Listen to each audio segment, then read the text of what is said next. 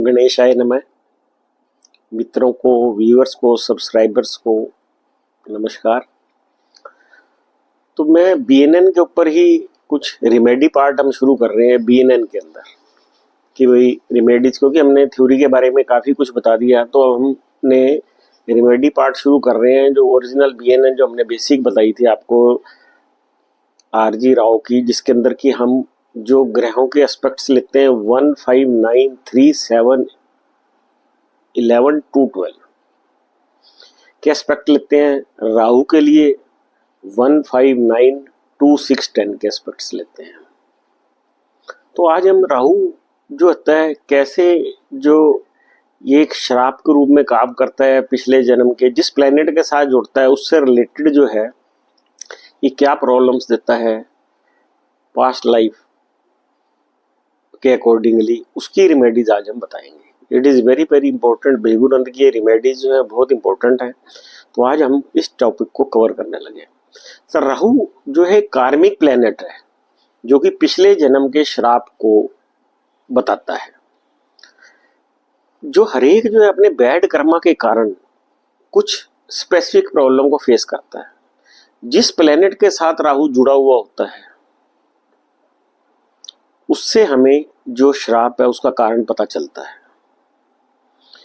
सही कारण जानने के बाद फिर हम उससे रिलेटेड गॉड की प्रोपिटेशन करने से, उसके जो वीरिंग तालिस्मान उससे रिलेटेड पहनने से, प्रेयर ऑफर करने से हमें उसके मैलिक इफेक्ट से, पास्ट कर्मा से कुछ निजात मिलती है। तो हम एक एक करके कॉम्बिनेशन लेंगे कि राहु के साथ अगर सन का कॉम्बिनेशन होता है तो इसका पास्ट लाइफ से क्या रिलेशन होता है। ये पंचम दोष कहलाता है क्योंकि सूर्य 5वें घर का 5 नंबर राशि है, 5वें घर का काल पुरुष की जो कुंडली है उसका मालिक है। Combination of Rahu and sun indicates that curse of the, मतलब श्राप जो है फादर का पिछले जन्म का श्राप है। ऐसे व्यक्ति ने अपने फादर को या तो धोखा दिया होता है या उसको निगलेक्ट किया होता है। अब किसी ने अपने फादर को बुढ़ापे में वृद्धाश्रम में डाल दिया उसको, या फिर उसके कहीं ना कहीं उसकी लाइफ के अंदर उसके नहीं आएगा ताकि उसके लीनेज के अंदर कहीं ना कहीं वो चीजें आएंगी। फादर बुढ़ापे में बीमार है, ध्यान नहीं दे रहे, गालियां दे रहे हैं उनको, माँ बाप की इज्जत नहीं कर रहे। तो ये जो होता है फिर अगले जन्म के अंदर ये किसी न किसी रूप के अंदर हमें दिखाई देता है। इससे आई साइट के अंदर भी हमारी प्रॉब्लम हो सकती है, क्योंकि आई साइट में कई बार इस तरह के इशू आ जाते हैं कि भाई वो फॉरेन जाके भी इलाज करा लो तो भी नहीं होती उनकी ठीक।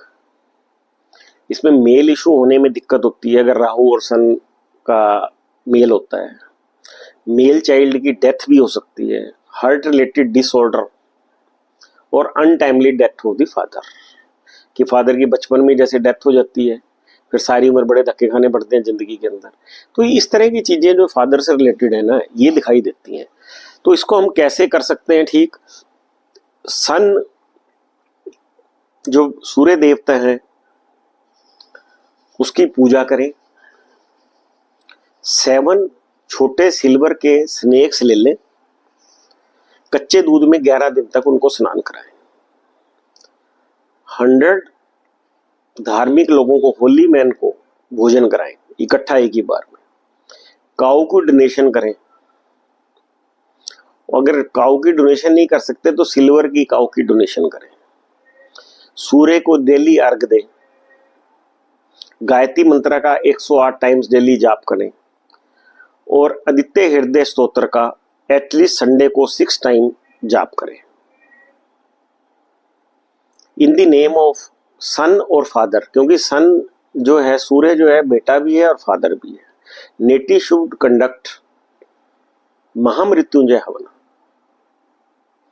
अगर बच्चे या फादर से संबंधित दिक्कतें आ रही हो तो महामृत्युंजय का पाठ कराना चाहिए। अगर व्यक्ति राजमतंगी देवी का मंत्र करता है एंड तंत्रा, ये 1 ऑफ द 10 महाविद्याओं में से है, अगर ये करता है तो फिर भी पास्ट दोषा जो है वो खत्म हो जाते हैं। 10 महाविद्या देवी के जो मंत्र हैं उनके मंत्र करने से, उसमें स्पेशली मतंगी देवी का मंत्र करने से आपके सन से रिलेटेड पास्ट लाइफ कर्मास ठीक होते हैं। और आपको इन कष्टों से कुछ मैलिफ इफेक्ट खत्म होगा और आपको कुछ इसमें राहत मिलेगी।